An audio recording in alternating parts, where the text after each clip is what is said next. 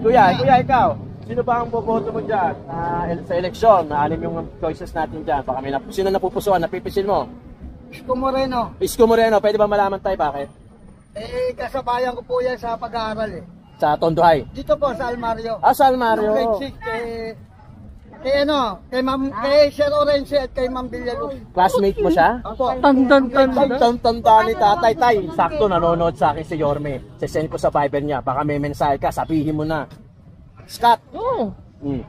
Dali. Ano ba tawag niya dati kay Yorme? Scott?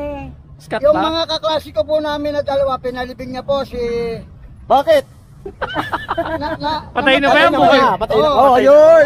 Mabuti na Si yung Ernesto Macabenta at si Joanna Torcolas. Uy, tanda mo, sabihin mo kay Isko, mga message mo. Baka maalala ka niyan. Classmate. Makita ka niya dito. Maalala po siya kung maalala niya ako. Maalala ka nun. Kilala naman po ako ng mga ano niyan Nila Talavera.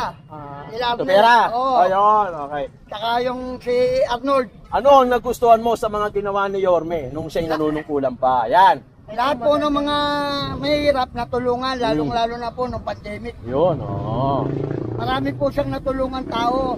Marami rin na naninira sa kanya pero walang katotohanan po. Walang? Katotohanan. Ano naman ang opinion mo doon sa mga kumakalaban sa kanya ngayon na gustong pumasok sa Maynila? Opinion mo lang naman. Nangangarap lang po sila. Ng gising. Oo, ng tulog. Mas okay, tulog, Baka mapunta po sa kanilang Maynila pero hindi po, wala pong karapatan. Yorme lang po may karapatan. Dito sa Maynila. Sa Maynila. Ayos, tatay pala, classmate pala. Solid si Isko. Okay, thank you so much. Tay. Tatay ni Isko pala to. Tatay ni Isko. Tay. Konting store pala tay. Baka sino ba ang iboboto mo dito, tay? Isko, matagal na yan. Anak niya pala Bata pa yan, nasa akin yan. Basurero yan Hoy, yun pala. Ito na ang tunay na kwento. Ito ang tunay na kwento, tay. At pakikwento naman sa mga viewers natin. Ano ba ang kaugnayan mo kay Scott o kay Isko Moreno? Ayan nga, maliit pa yan. Nasa akin yan. Nag-aaral yan sa Tunduay. Yung anak ko rin nag-aaral sa kaparkado niya. Ano pong ginagawa ni Isko Moreno sa inyo? Tatrabaho? Namamasukan? O nakikituloy? Hindi, barkada lang sila. Namumulog ng basura yan sa libig yan. Dadating ng umaga sa bahay mo uwi, natutulog. At tapos pag gigising nila, papasok na sila sa Tunduay, sa akin sa service. So katapos nila paglabasan nila, kukunin ng kariton. Kaya di namin maiwanan yan. Alam ni Tata yung kwento. Tatay, lagi nanonood sa akin si Yorme. Baka meron kang mensahe. Sabihin mo na sa kanya. Isesend ko sa Viber niya to. Kilala ko yan. Oo nga Baka po. may mensahe ka. Ano pong message niyo po sa kanya ngayon? Para maalala ka niya. Lalo na, magiging mayor ulit siya. Di ba? Kasi nagpupunta nga dito yan tatay.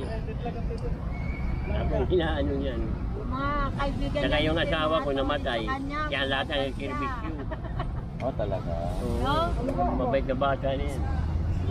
Nasabi ko, talagang tumatak sa taga Maynila.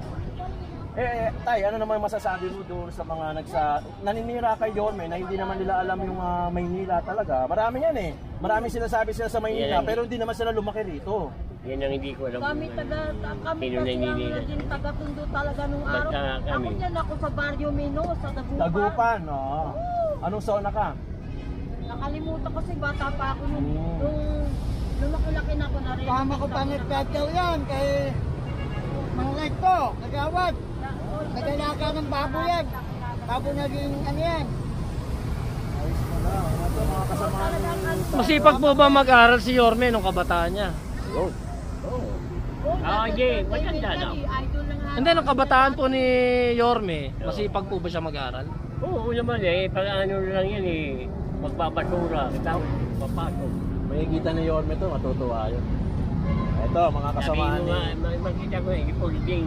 Tatay ko nga. Mga kasamahan ni ano. Ano po tapalakan niya tayo? Folding. Folding. Bet? Hindi naman. Hindi po. Okay, salamat tayo. Thank you so much. ito yung mga choices natin sa pagka-mayor sa Maynila. Sino bang napipisil at napupusuan mo dyan? Moreno. Bakit po? Pwede po mamalaman. Maraming ginawa po sa dito sa Tondo eh. Gaya ng Paggawa niya, no? ng eskwelahan. Mario. Marami, pati ito sa ano. Maraming ginawa yan. Solid disco talaga dito. Lalong-lalo na nung pandemic. Ay, oo, nung pandemic. Ano mga natatandaan niya sa pandemic? Ayuda. Ayuda si nanay. Syempre. Ayuda. Hindi ka ba nagsawa sa corn beef? Ay, masarap ang corned beef. Mukha nagsawa din si Nano. Masarap yung pa kaya corned beef. Ano naman ang opinion mo doon sa mga iba nga gusto nga humawak ng Maynila? Wala akong opinion. Wala ka opinion? Wala. Ano masasabi mo? Wala. Basta, school lang ako, wala na. gusto ka lang. Bakit Okay. magsalita ng ano eh, di ba? Hindi, opinion mo lang naman. Lahat naman tayo entitled sa opinion. Kaya tumulong siya sa kapwa mahirap. Yun. Yun ang point ni tatay, no? Ito, mga Hindi iskuto. mawawala yung... Ay, oo. Alam natin yan sa Maynila, hindi mawawala talaga yung mga. Oo, maraming Marami peto-peto, pero nasa tao na lang yun. Kaya nga sabi nila, di ba, kapwa taga Maynila ang makakaintindi sa Maynila mismo. Lalo na yung mga Kagaya ko mahirap. dati, nasubaybayan ko yan sa dati entertainment. That's, anong group siya? Anong group siya? Anong group? Anong group? Mali! Mali! Pero sa dati, Hindi, joke lang.